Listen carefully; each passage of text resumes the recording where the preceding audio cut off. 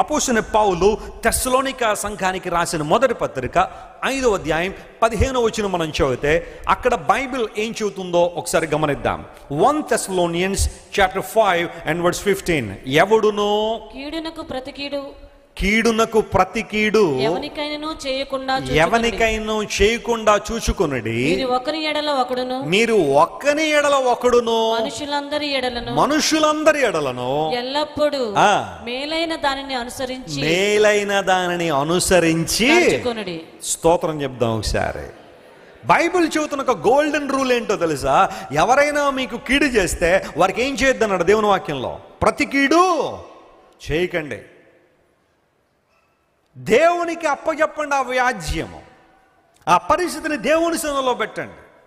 ఎవరైనా మీకు కీడు చేస్తే తెలుసో తెలియకో ప్రతి కీడు చేసేది వెంటనే మీరు మాత్రం దేవుని బిడ్డలు కాబట్టి మేలైన దానిని మాత్రమే మీరు ఏం చేయండి, అనుసరించి నడవండి. This is what the Bible says.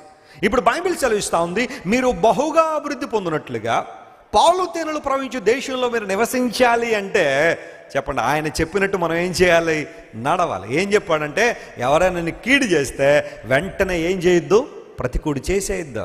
కొంతమందిలో ఆ రిటాలియేషన్ ఉంటుంది, ప్రతీకారం తీర్చుకోవాలనే ఆశ. ఎవరైనా ఏదైనా చేయగానే వెంటనే ఒక మాట అనగానే 10 మాటలు నేయాలనే ఆలోచన. ఎవరైనా చిన్న కీడు చేయగానే వారికి చాలా పెద్ద కీడు చేసేయాలా అన్న ఆలోచన కొన్నిసార్లు మనలోకి వచ్చేస్తున్న మానవ స్వభావం అలాంటిది. కాబట్టి కానీ ఆ పర్టికులర్ టైంలో దేవుని సన్నిధిలో మోకాళ్ళుని, ప్రభువా పలానా సహోదరి నా పక్షంగా ఇలా చేస్తుందని విన్నాను, లేదా పలానా సహోదరుడు నా పక్షంగా ఇలా మాట్లాడుతున్నాడని విన్నాను, ఆ వ్యాధ్యము నీకే అప్పగిస్తున్నాను ప్రభువా. సమస్తం ఎరిగిన దేవుడు, సమస్తమును గమనిస్తున్న దేవుడు, నీవే ఈ విషయంలో జోక్యం కలిగించుకోనని ఎప్పుడైనా దేవునికి చెప్పావా? నో. ఎవరైనా మాట అంటే వెంటనే వాళ్ళ గురించి ఎన్ని మాటలు అనేలా? 10 మాటలు అనేసి మళ్ళా దేవుని సందుకు వచ్చి, ప్రభువా నువ్వు ఏం చేస్తావో నాకు తెలీదు. వాళ్ళకి ఏదోటి ఏమైపోలే, ఈ రోజున కీడు జరిగిపోవాలని ప్రార్థన చేస్తారు కొంతమంది. భర్త ఏదైనా ఒక మాట అంటే చాలు, ప్రభువా రేపటి నుండి నా భర్త మ్యూట్ అయిపోవాలి. ఆయన ఏమైపోవాలట? మ్యూట్ అయిపోవాలట. ఇక మాట్లాడకూడదు నా భర్త, నోరు పడిపోయేలా సహాయం చేయ ప్రభు అని ప్రార్థన చేస్తుంది కొంతమంది. అలాంటి ప్రార్థనలు చేయకండి. ప్రతీకారాచలతో మనం ఏం చేయకూడదు, ప్రార్థన చేయకూడదు. తండ్రి వీరేమి చేయుచున్నారో వీరు ఎరుగురు గనుక వీరిని క్షమించుమని యేసయ్య ఓ చక్కని మాదిరి ఆయన ఉంచాడు. నిజంగా అక్కడ ఉన్న వాళ్ళందరూ అమాయకులండి. ఏం చేస్తున్నారో వాళ్ళకి తెలీదా? ప్రభువుకి మేకులు కొడుతున్నప్పుడు ఆయన దేహం అంతా కూడా నాకంటే చాలా వాళ్ళు దున్నేశారే, కొరడాలతో కొట్టారే, అన్యాయపు తీర్పు తీర్చారే, సిలువ భుజం మీద పెట్టి యెరూషలేము వీధులను తిప్పి ఆయన ముఖం మీద ఉమ్మి వేసి hundreds of people spat on Jesus and they nailed him to the cross. సిలువకు మేకులేసి కొట్టి ఆయన ముఖం మీద ఉమ్మి వేసి అంత దారుణంగా బిహేవ్ చేస్తే యేసు ప్రభు సిలువ మీద నుండి ఏమన్నారో తెలుసా? Father they don't know what they are doing, just forgive them. ఇప్పుడు ఆయన అనుసరించిన వ్యక్తి ఒక ఆయన అపోస్తలుల కార్యగ్రంథంలో కనబడతాడు. ఆయన పేరు స్టెఫను. చెప్పండి, ఆయన పేరేంటి? దేవుని కొరకు నిలబడ్డాడన్న ఒకే ఒక కారణంతో యెరూషలేములో ఎప్పటికీ కూడా సెయింట్ స్టీఫెన్ గేట్ అనే ఒక గేట్ ఉంటుంది. దానికి దగ్గరలోనే స్టెఫన్ గారిని ఈడ్చుకుని వచ్చి రాళ్లతో కొడుతున్నారు. రాళ్ళు మీద పడుతూ ఉంటే, రక్తం కారిపోతూ ఉంటే, ఎవడరా నన్ను కొడతాడని చెప్పి 4 రాళ్ళు తీసి 10 మంది కొడుతున్నాడు. అందరూ ఇద్దరికైనా తగలపోతే అబ్బా ఏం బాగుంటుందని మళ్ళీ వెనక్కి విసిరాడండి స్టెఫన్ గారు. విసరలా. ఆ రాళ్ల భారం మోస్తానే ఉన్నాడు తెలుసా? ప్రభువా వీరిని క్షమించు ప్రభు, ఈ నేరము వీరి మీద ఏం చేయొద్దు, మోపద్దని ప్రార్థన చేశాడు Stephen. A godly man who followed the pattern of Jesus, the model of Jesus. క్షమాపణ. ఒకవేళ ఇక్కడ కూర్చున్న వారిని కొంతమంది ఉద్దేశించి దేవుడు మాట్లాడుతున్నాడేమో. నువ్వు ఎవరినైనా క్షమించలేకపోతున్నావా? నీ భర్తను క్షమించలేకపోతున్నావా?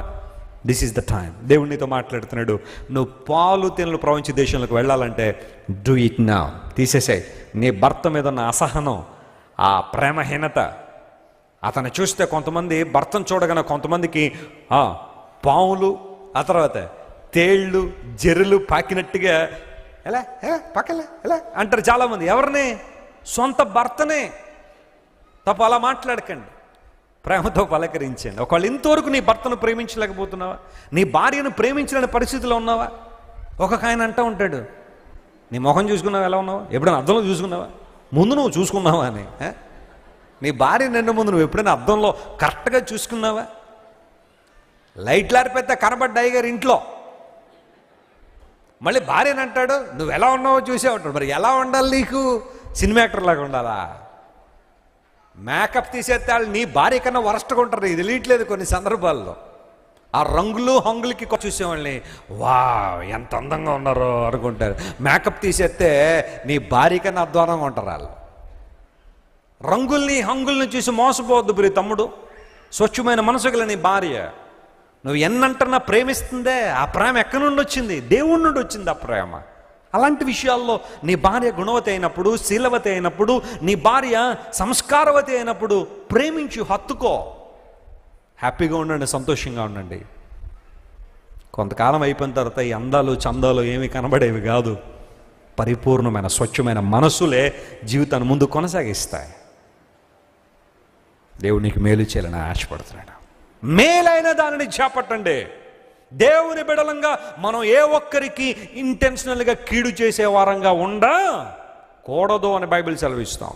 నీ ద్వారా 10 మందికి మేలు జరగాలి, నీ ద్వారా 10 మంది ఆదరణ పొందాలి, నీ ద్వారా 10 మంది దీవెన పొందాలి తప్ప నీ ద్వారా అనేక మంది ఏం చేయకూడదు, కన్నీళ్లు పెట్టుకోవాల్సిన అవసరం లేదు. అలెగ్జాండర్ ఫ్లెమింగ్ అనే ఒక దైవజనుడు, ఒక క్రైస్తవుడు. క్రైస్తవ శాస్త్రవేత్తల మీద నేను చాలా పరిశీలన చేస్తూ ఉంటాను.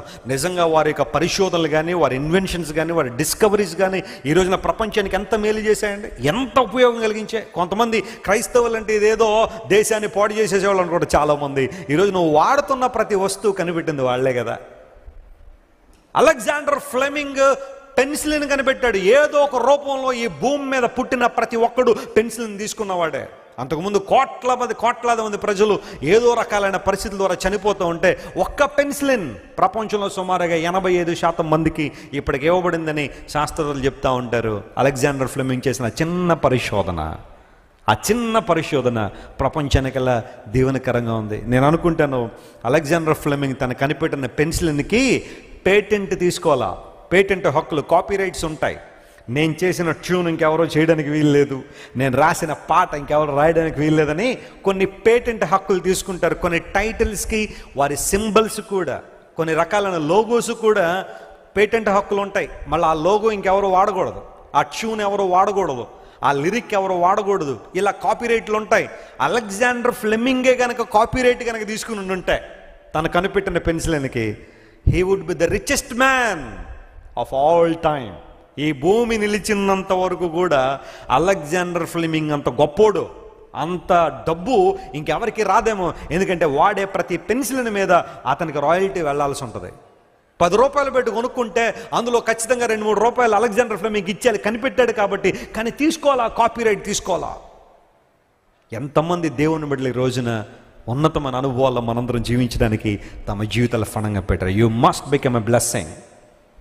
ప్రపంచానికి దీవెనకరంగా ఉండడం ఒక నిమిషం పక్కన పెడితే, అసలు నీ కుటుంబానికి నువ్వు దీవెనకరంగా ఉన్నావు ఒకసారి ప్రశ్నించుకో.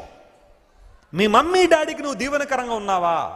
నీ తోబుట్టువులకు నువ్వు దీవెనకరంగా ఉన్నావా? ఈ ప్రశ్న వేసుకున్న ముందు ప్రపంచం పక్కన పెడతావు, తర్వాత ముందు నువ్వు దీవెనకరంగా ఉండవు అన్నది నీ కుటుంబం నుండి స్టార్ట్ చేయి. మేలైన దానిని చేపట్టండి, కీడుకు ప్రతి కీడు ఎవరు చేయకండి అని బైబిల్లో చెప్పిన ఆ మాటను మనం లోబడితే దేవుని వాక్యం సెలవిస్తూ ఉంది. మనం అభివృద్ధి కాదట చెందేది, ఎలా అభివృద్ధి చెందుతామట? బహుగా అభివృద్ధి పొందుతాం.